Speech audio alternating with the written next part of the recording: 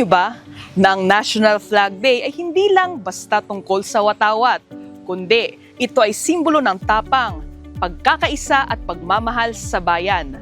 Dito sa lungsod ng Kidapawan, ginugunita ang National Flag Day at makikita natin sa ating likuran ang himlayan ng mga watawat na isinunog bilang bahagi ng wastong pag-dispose ng mga lumang watawat. Alam niyo rin ba na bago pa man ideklara ang Independence Day noong June 12, ay ipinakita na ng mga bayani ang simbolo ng ating kalayaan, ang ating watawat.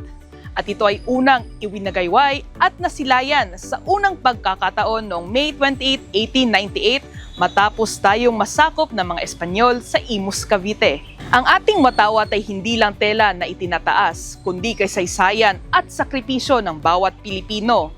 Kaya naman, ipagmalaki natin ang ating pagiging Pilipino, hindi lang tuwing National Flag Day, kundi araw-araw.